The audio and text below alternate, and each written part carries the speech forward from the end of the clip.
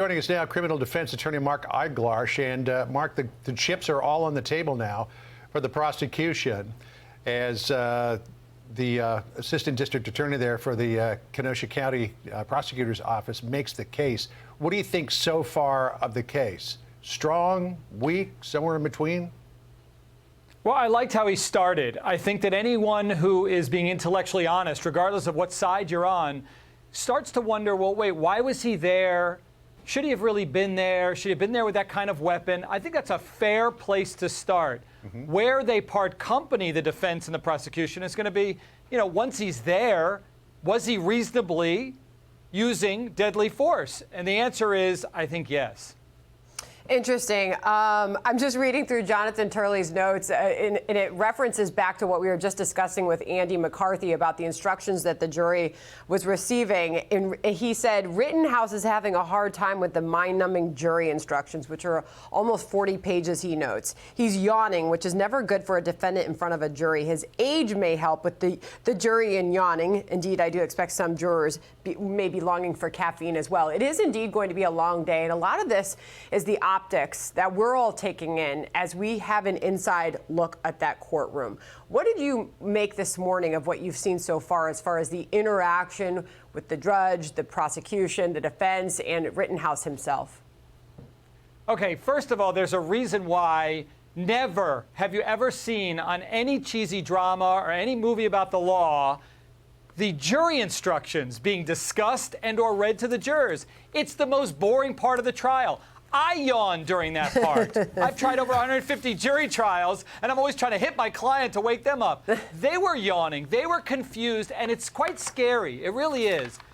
The power of jurors is enormous, and they have to understand what the law is. There is no way they understand what was read to them. So it comes down to a visceral decision. Is what he did justified, in my opinion? Was it reasonable? That's what they're saying. And the prosecution, they're going to pound provocation.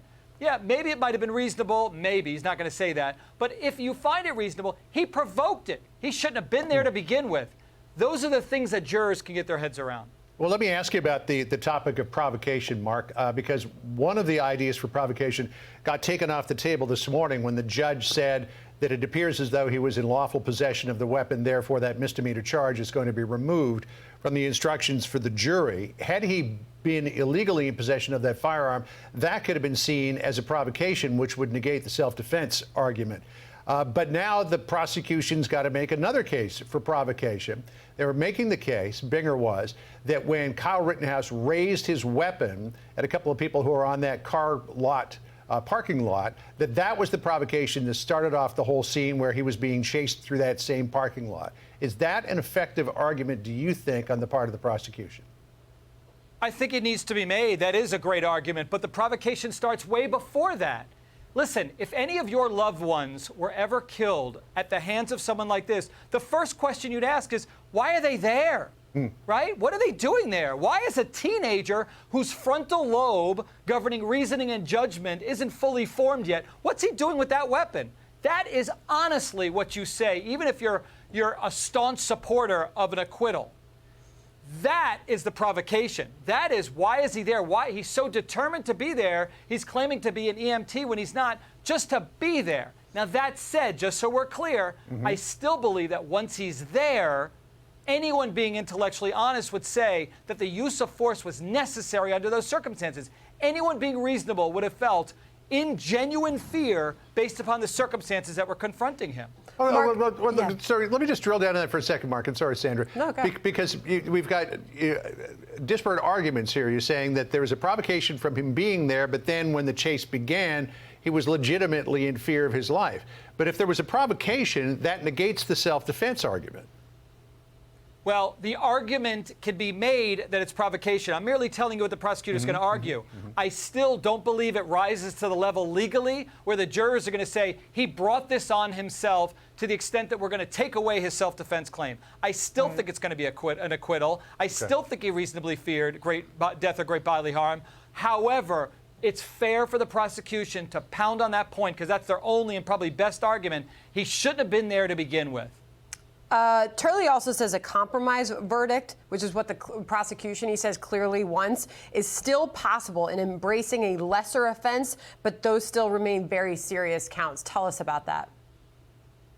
I can't stand when prosecutors bring lesser included offense on a case like this. Either he's guilty or he's not. He either used reasonable force or he didn't. Whatever other lesser charges you're going to bring on clearly are for giving the jurors somewhere to go, just to give both sides kind of what they want. I can't stand it. I don't like it when they do it in my trials. It's all or nothing. And quite frankly, you either feel like it was reasonable, the force that he used, or it wasn't. And Yeah. I don't think the lesser should be in play. You know, you would think as a prosecutor, if you believed in the case that you brought to court, you would stick with that case and not try to modify it in the last closing moments of the case. Mark Eiglarsh, some food for thought there from you. Really appreciate you coming in Thank today. you, Mark. Hey, Sean Hannity here. Hey, click here to subscribe to Fox News YouTube page and catch our hottest interviews and most compelling analysis. You will not get it anywhere else.